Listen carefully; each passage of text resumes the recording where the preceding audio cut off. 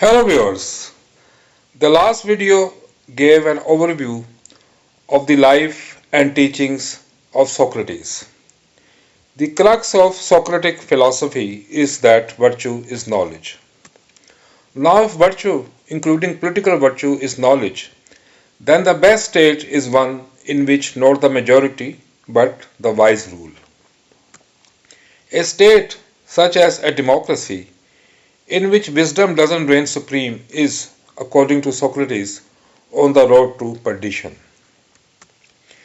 In today's video, we will explain the trial of Socrates, which, in a sense, also turned out to be a trial of democracy.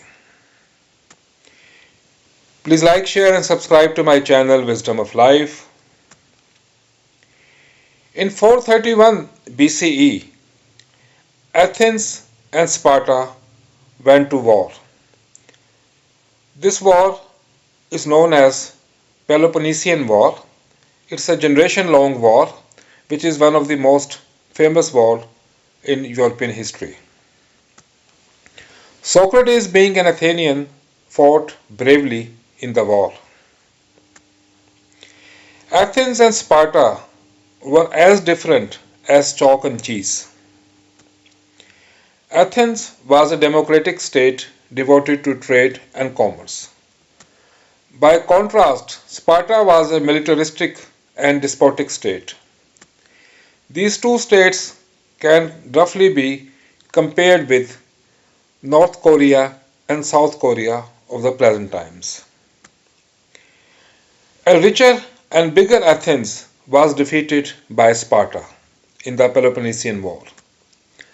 Sparta's victory signified the superiority of authoritarianism over democracy.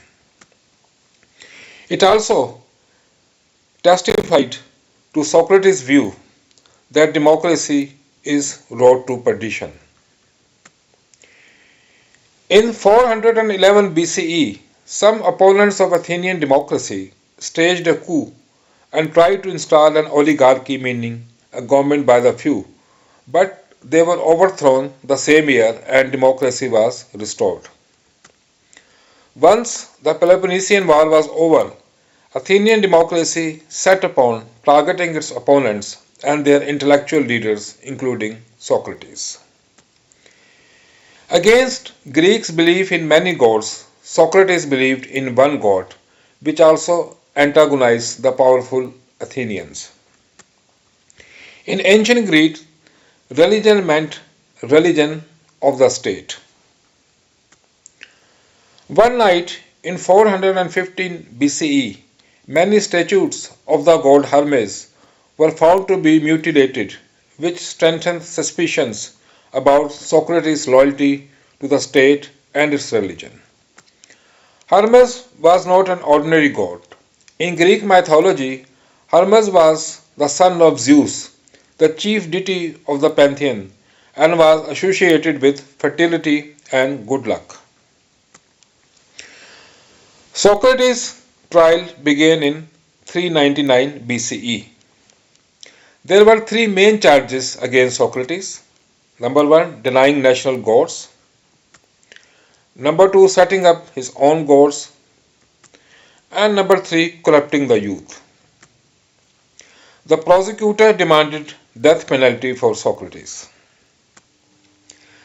The charges show how insecurely was the Athenian idea of a free speech built, because in a democracy, everyone should be free to criticize even democratic ideas. Socrates had the option to avoid trial and go into exile, but he opted to face the trial. A detailed and eloquent account of Socrates' trial and his defense is given by Plato, Socrates' disciple, in his book The Apology of Socrates. According to Plato, in his speech, Socrates expressed no regrets about his views, but denied that he was impious or had corrupted the youth. In his defense statement, Socrates also criticized democracy. According to Socrates, Athenian democracy has all vices of majority rule. Anyone who fights for justice and democracy will be killed. Socrates criticized Athenian assembly and courts for their unlawful acts. For him, democracy is inherently a corrupt political system because democracy is ruled by the ignorant. And most people hate to be asked probing questions. Socrates, in his defense, also replied to the charge of impiety against him. Socrates stated that he was on a divine mission. He denied that he was an atheist. He also denied that offering gifts to gods is necessary for being religious. For Socrates, virtue consists in knowledge, not in conventional religious ceremonies. And he said that he would obey the God he believed in rather than the members of the jury. Socrates thus questioned and repudiated the fundamentals of the political and religious life of his fellow Athenians. The jury which tried Socrates comprised 501 members. 280 members favored Socrates' conviction, while 221 opposed it. Socrates was thus sentenced to death by poisoning by the majority, and it was against the wisdom or decisions of the majority that Socrates fought all his life. In any event, he cheerfully drank the poison. Such was the end of our friend, whom I may truly call the wisest, the most just, and the best of all the men whom I have ever known. That's how Plato concludes his moving account of the trial and defense of Socrates. Now we will give an overview of Socrates' intellectual contributions. Frederick Coplestone, in his seminal work A History of Philosophy, quotes Aristotle as saying that Socrates may be credited with being the first to use inductive reasoning and universal definitions. Now, what is inductive reasoning? Inductive reasoning consists in arriving at a general statement on the basis of particular instances, while deductive reasoning consists in applying a general statement to particular cases. For example, an economist may observe several instances in which whenever price rises, quantity demanded of a product falls. So on the basis of these particular observations, he may draw a general conclusion that there is an inverse relationship between price and quantity demand, and we all know this is known as the law of demand. So this is an example of inductive reasoning. Now another economist will say safely that if the price of gasoline rises, its quantity demanded will fall. So this is deductive reasoning, and what he has done is this, that he has applied the general principle or the law to a particular instance. Socrates is also famous for his Socratic method, which has emerged as a very powerful educational strategy in modern times. As opposed to the conventional methods, in Socratic method, teacher and students are engaged in intense discussion to solve a problem. Students are first asked to define their concepts such as justice.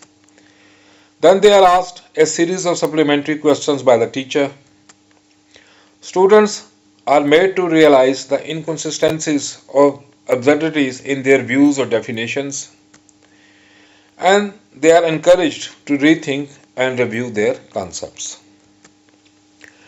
Well, contrary to what Socrates had said, democracy may usher in prosperity rather than perdition.